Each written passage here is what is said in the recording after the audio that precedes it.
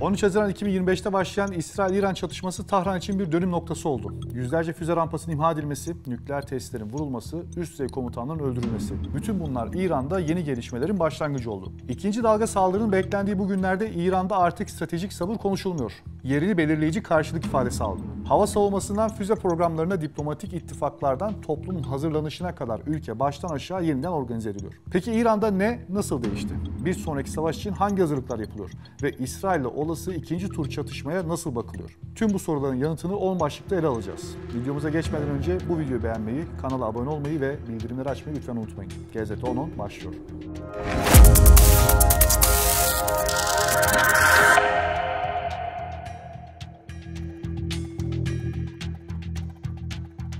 Önce biraz neler oldu özetleyerek başlamak istiyorum. 13 Haziran sabahı İsrail'in başlattığı saldırılar İran için adeta bir şok dalgasıydı. 5 dalga halinde yürütülen operasyonlarda yüzlerce savaş uçağı havalandı. Nükleer tesisler, füze rampaları ve hava savunma bataryaları aynı anda hedef alındı. Bilanço ağır oldu. Natanz, Fordo ve İsfahan'daki nükleer tesisler vuruldu. Yüzlerce füze rampası, onlarca hava savunma sistemi devre dışı kaldı. Daha kritik olan ise İran'ın en üst düzey askeri liderliğin kaybedilmesiydi. Devrim muhafızları komutanından Genelkurmay Başkanı'na, hatta nükleer programın başındaki bilim insanlarına kadar pek çok kilit isim ilk saatlerde öldürüldü. Çatışma boyunca İran 550'den fazla balistik füze ve binlerce insansız hava aracını devreye soktu. Bunların büyük bir kısmı İsrail ve ABD'nin hava savunma sistemleri tarafından imha edilse de saldırıların tamamen etkisiz olduğu söylenemez. Bu kısa ama yıkıcı savaş İran'da yeni bir dönemin başlangıcı oldu. Çünkü Tahran artık beklemek ve sabretmek değil, yeniden yapılanmak ve daha sert karşılık vermek zorunda olduğunu gördü. En azından şu anda içeride bu konuşuluyor. Bu savaşın İran'a gösterdiği en net gerçek hava savunmasındaki çöküş. İsrail uçakları gelişmiş elektronik harp ve siber saldırılarla İran'ın radar ağını kısa sürede devre dışı bıraktı. Ardından gelen dalgalar neredeyse hiçbir ciddi engelle karşılaşmadan nükleer tesislere ve füze rampalarına isabet etti. İran yetkililer sonrasında hava savunmamız nerede? Neden düşmanı durduramadık sorularını sormaya başladılar. Bu sorular aslında Tahran'daki güvenlik yapılanmasının temel zaafını işaret ediyor. Çünkü sistemler modernleşmiş görünse de entegre çalışabilirlik ve dağıtık komuta kontrol mekanizmaları yetersizdi. Merkezi radarlar devre dışı kaldığında bataryaların büyük bir kısmı kör kaldı. Sadece teknik değil, istihbarat boyutunda da ciddi bir zafiyet ortaya çıktı. Mossad'ın saldırı öncesinde İran'ın savunma düzenini bu kadar derinlemesine bilmesi, içerideki güvenlik sızıntılarının boyutunu açığa çıkardı. Yüzlerce kişi ajanlık suçlamasıyla tutuklandı. Kısacası 13 Haziran saldırısı İran'a şunu öğretti: elinizde yüzlerce füze olsa da sağlam bir hava savunma ağı ve güvenlik perdesi olmadan caydırıcılık kurmanız mümkün değil. Bu yüzden savaş sonrası İran'ın tüm stratejik yeniden yapılanmasının merkezinde hava savunması ve istihbarat güvenliği oturdu. Buraya kadar anlattığım her şeyi zaten birçok kişi biliyor. Ben şimdi anlatacaklarıma temel oluşturması için tekrar özet geçmiş oldum. Haziran çatışması sonrasında İran'la büyük bir perspektif değişimi olduğu görülür. Zira o tarihe kadar İran'ın izlediği çizgi stratejik sabırdı. Yani uzun vadeli hesaplar yapıyor, karşılık verirken ölçülü kalıyor, doğrudan topyekün çatışmaya girmekten kaçınıyordu. İran, Irak'ta olan savaş tecrübesinden dolayı bir topyekün savaştan her daim kaçınmak ve süreci vekiller üzerinden yürütmek istedi. Ama bu strateji caydırıcılık üretmediği gibi bugün iflas etmiş durumda. İsrail aynı özgüvenle saldırı planlarını sürdürdü. Hatta diyebilirim ki vermediği veya veremediği cevaplar İran'ı kaçındığı savaşa daha da yaklaştırdı. 13 Haziran sonrası tablo değişti. İran kısıtlı misillemenin işe yaramadığını gördü ve belirleyici karşılık doktrinine geçti. Artık mesaj şu: eğer tekrar saldırıya uğrarsak bu sefer yanıt sınırlı olmayacak. Ekonomik merkezler, enerji altyapısı ve bölgedeki ABD üsleri bile hedef olabilir ki son dönemde Katar açıkça tehdit ediliyor. Bu stratejiye geçmelerinin en büyük sebeplerinden biri 12 gün boyunca İran'ın İsrail'e yönelik yaptığı başarılı vuruşların özellikle psikolojik etkisini görmüş olmaları ve bir özgüven yaratmış olmaları. Bu yaklaşım aslında iki şeyi gösteriyor. Birincisi, İran caydırıcılığı yeniden tesis etmek için daha yüksek risk almaya hazır. İkincisi, yeni bir savaş çıkarsa bunun eskisi gibi 12 günde sınırlı kalmayacağı, daha geniş ve yıkıcı bir tırmanmaya dönüşebilme ihtimali. Kısacası stratejik sabır dönemi kapandı. İranlılar içerideki tartışmalarda üçüncü kez aynı hata yapmayacağız diyorlar.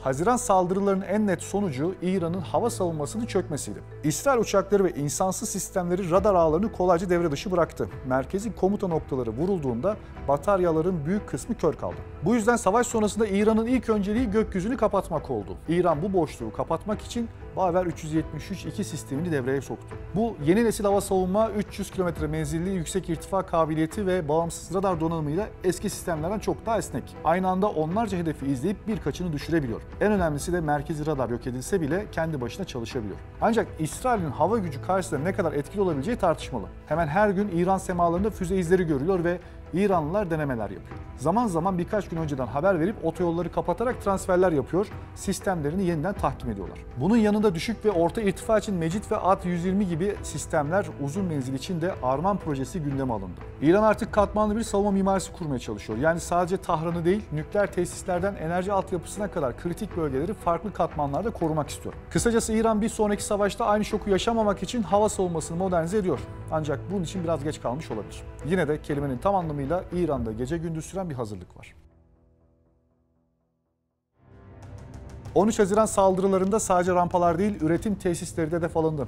Hocir ve Parçin gibi merkezlerde kritik altyapıların vurulması İran'ın füze üretiminde ciddi bir darboğaz yarattı. Katı yakıt füze programında kullanılan büyük endüstriyel karıştırıcıların imha edilmesi üretim kapasitesini neredeyse durma noktasına getirdi. Ama İran bu alanda geri adım atmadı. Öncelik üretim kapasitesini toparlamak oldu. Çin'den tedarik edilen yeni kimyasallar ve ekipmanlar sayesinde aylık üretim yavaş yavaş yeniden artırılmaya başlandı. Hedef savaş öncesi kapasiteye, yani ayda yüzlerce katı yakıt füzesine yeniden ulaşmak. Şu an günde 3 var diye füze üretimi yapılıyor desem abartmış olmam. Bunun ötesinde İran artık sadece sayı değil, nitelik peşinde. Hayber Şiken füzesi terminal manevra kabiliyetiyle Haziran Savaşı'nda İsrail savunmalarını zorlayan tek sistem oldu. Bu yüzden yeniden üretim önceliği kazandı. Bunun yanında Kasım Besir gibi yüksek hassasiyetli yeni tipler, Hürremşeh 4 gibi ağır savaş başlığı taşıyan füzeler de geliştirme aşamasında. Daha iddialı bir hamle ise Rastehiz füzesi. Çift başlık taşıyabildiği ve kıtalar arası menzile çıkabileceği konuşuluyor. Henüz test aşamasında ama Tahran bu sistemle İsrail sınırlarının ötesine caydırıcılık kurmaya başlıyor. Özetle İran savaşta tükettiği stokları yerine koymaya çalışırken aynı zamanda daha uzun menzilli,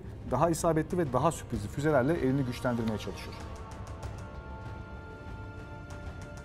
Haziran saldırılarında Natanz, Fordo ve İsfahan gibi tesisler hedef alındı. Ciddi zarar gördüler ama program tamamen yok olmadı. Saldırı öncesi İran'ın elinde silah seviyesine çok yakın bir stok olduğu söyleniyor. Bugün de o kapasiteyi korudu, hatta yeniden artırmaya çalıştığı konuşuluyor. Bu yüzden birkaç ay içinde silaha gidebilir yorumları tekrar gündemde. Ancak nükleer silah meselesi çok katmanlı bir mesele ve zenginleştirmeden öte silahlaştırma aşaması önemli. Diğer yandan İran'ın devrim rehberi Hamenei'nin nükleer silahları yasaklayan fetvası hala yürürlükte.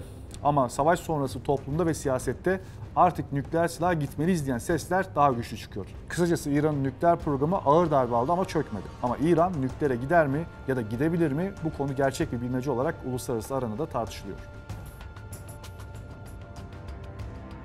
Haziran sonrası İran içeride sert bir güvenlik mimarisi kurdu. İlk adım kitlesel tutuklamalar oldu. On binlerce kişi gözaltına alındı, yüzlercesi casusluk suçlamasıyla yargılandı, bir kısmı hızla idam edildi. Bu rejimin içeride kontrolü kaybetmediğini göstermek için verdiği en sert mesajdı. İnternet günlerce kapalı kaldı. Bilgi akışı sıkı bir şekilde denetlendi. Sosyal medya paylaşımları, yabancı basınla temas, hatta yurt dışındaki biriyle yazışmak bile casusluk şüphesi sayıldı. Devlet bilgi güvenliğini doğrudan ulusal güvenlik meselesi ilan etti. Bir diğer dikkat çekici hamle Afgan göçmenlere yönelik oldu. Yüz binlercesi sınır dışı edildi. Bu hem güvenlik tehdidi gerekçesiyle hem de rejimin toplum üzerindeki hakimiyetini güçlendirme aracı olarak kullanıldı. Ülke genelinde kontrol noktaları arttırıldı. Kritik tesisler çevresinde güvenlik çemberleri sıkılaştırıldı. Mahalle denetimleri, devriyeler ve şüpheli davranış taramaları tekrar gündeme geldi. Tüm bunlara eşlik eden bir propaganda kampanyası yürütüldü. Direniş, birlik, ihanetle mücadele söylemleri ön plana çıkarıldı. Yani İran saldırı sonrası sadece askeri savunmasını değil, toplumun günlük yaşamında savaş rejimi şartlarına göre şekillendi. Haziran Savaşı'ndan sonra İran'da ortak kanaat şu: yeni bir saldırı kaçınılmaz. Bu yüzden az önce de söylediğim gibi strateji değişti. Stratejik sabır bitti, yerine belirleyici misillemeye geçildi. Bu sadece askeri bir taktik değil, rejim içindeki tartışmaların da merkezinde. Meclis Başkanı Kalibaf açıkça bir sonraki savaşta sınırlı yanıt olmayacak dedi. Hamenei'nin danışmanları artık ateşkes aşamasında değiliz, savaş aşamasındayız diye uyarılar yaptı. Dışişleri Bakanı Arakçı ise diplomatik dille aynı mesajı verdi. Bir daha vurulursak karşılığı örtülemeyecek. Bu söylem askeri hazırlıklara da yansıdı. Az önce de değindiğim üzere füze üretim kapasitesi gece gündüz çalışıyor. İHA'lar yeniden stoklanıyor. Hava savunmada Baver 373-2 gibi yeni sistemler öne çıkarıldı. Kritik tesisler etrafında güvenlik kuşakları oluşturuldu. Ama içeride tartışma da var. Reformist kanat bu yaklaşımı ülkeyi yeni bir yıkıma sürükleyebileceğini söylüyor. Onlara göre diplomasi öne çıkarılmalı. Muhafazakar kanat ise bunun zayıflık göstereceğini savunuyor.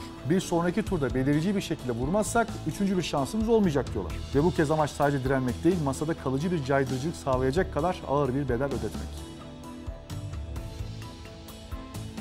Haziran Savaşı'nın en sert sonuçlarından biri de İran'ın tek başına kaldığını görmesi oldu. İsrail vurdu, ABD sahaya girdi ama Rusya'da, Çin'de askeri olarak devreye girmedi. Bu tablo Tahran'ın ittifak stratejisini yeniden düşünmesine yol açtı. Bu ittifaklara şüpheyle yaklaşan cenahın sesi daha gür çıkmaya başladı ama kısa sürede bu sesler kamuoyunda tartışmayı bıraktılar. Yine de İranlılar yalnızlıklarının farkındalar. Uzun yıllar boyunca başkentler yönetiyoruz çizgisinde siyaset yürütmek de bu yalnızlığın sebeplerinden biri durumunda elbette. Rusya ile imzalanan stratejik ortaklık anlaşması önemliydi ama savaş sırasında Moskova'nın sadece sözlü destek vermesi İran'da hayal kırıklığı yarattı. Su-35 savaş uçaklarının Hindistan'a satılması İran'ın güvenlikte Rusya'ya bel bağlayamayacağını gösterdi. Sonuç olarak Rusya artık pragmatik ortak olarak görülüyor ama güvenlik garantörü değil. Çin cephesinde ise durum farklı. Pekin hem İran'ın en büyük ticaret ortağı hem de enerji güvenliği için Tahran'a bağımlı. 25 yıllık anlaşma, altyapı yatırımları ve teknoloji işbirliği Haziran sonrasında hızlandırıldı. Çin, BM'de de İran'ın en güçlü kalkanı. Bu yüzden Tahran'ın stratejik yönelimi giderek daha fazla Pekin'e kayıyor. Bölgesel düzlemde ise dikkat çeken iki nokta var. Birincisi Suudi Arabistan'da yürütülen temkinli yakınlaşma. Haziran Savaşı'nda Riyad'ın ABD'ye rağmen İran'la kanalı kapatmaması Tahran için kritik bir kazanım oldu. İkincisi Suriye'nin kaybı. Esad rejiminin çökmesi İran'ın Kara Köprüsü'nü ve ileri savunma hattını ortadan kaldırdı. Bu kayıp bölgesel ittifak alanında telafisi zor bir boşluk yarattı. Hala daha bu durum İran basında zaman zaman gündeme getirilmekte ve tartışılmakta. Sonuçta İran küresel ölçekte Çin'e, bölgesel ölçekte ise Suudi Arabistan'la ve Pakistan'la kurulan diyaloğa yaslanıyor. Rusya'yı kenarda tutuyor, yeni ittifak mimarisi yeniden çiziliyor. Daha temkinli, daha çok yönlü ama aynı zamanda daha kırılgan. Son olarak İran'da Türkiye'nin de stratejik öneminin daha çok anlaşıldığı ve işbirliği arayışının yükseldiği bir dönem başladığı söylenebilir. Az önce de belirttiğim gibi İran'da tüm üst düzey yetkililer bir daha vurulursak karşılık örtülemeyecek kadar belirleyici olacak şeklinde mesaj veriyorlar. Zamanlama konusunda net beklenti var. İranlı yetkililer Ağustos-Ekim 2025 arasını en olası dönem olarak görüyor. Foreign Policy analizi de Ağustos-Aralık 2025 diyor. Tetikleyiciler arasında İran'ın uranyum zenginleştirmesini sürdürmesi, füze arsenalini yeniden inşa etmesi ve Eylül 2025'teki BM yaptırımının aktivasyonu sayılıyor. Açıkçası benim de bu konuda belli bir fikrim var. İsrail için 20 Eylül ile Ekim sonuna kadar olan süreç bitmek bilmez tatillerle dolu ve sokakları bomboş kaldığı bir dönem. Yani dışarıdan gelen füze saldırılarına karşı İsrail'in sivillerini koruyabileceği bir dönem. Nitekim geçen yıl tam da bu dönem kullanılarak Hizbullah'a yönelik saldırılarını gerçekleştirmişti. İran'dan gelecek en büyük tehditin füze olduğu düşünüldüğünde aynı yola girmesi olası. İsrail'de Ağustos ayında da hava saldırılarına yönelik bir tatbikat da gerçekleşti. Hava savunma noktasında güçlendirmeler de tamamlanmış sayılır. ABD'deki kapanma meselesi ve seçimler meselesi etki eder mi bilinmez ama İsrail her koşulda İran'a yönelik belki de en önemli konu olan sürpriz faktörünü kaybetmiş durumda. Bütün bunlardan dolayı eğer gerçekleşirse ki umuyorum gerçekleşmez ve bölgede istikrar tesis edilir, ikinci tur her şekilde birincisinden daha sert geçecek gibi görünüyor. Şunu da eklemek isterim, bu videonun çekildiği tarihlerde buna yönelik bir askeri hareketlilik henüz görünmüyor. İran'ın kırmızı çizgileri oldukça açık ve net. Bunların başında enerji altyapısına yönelik saldırılar geliyor. Özellikle petrol tesisleri ve stratejik öneme sahip Esauriye gaz kompleksi. Dışişleri Bakanı Arakçı bu konuda bu tür saldırılar dünyayı bir savaşa sürükleyebilir diyerek son derece net bir uyarı yaptı.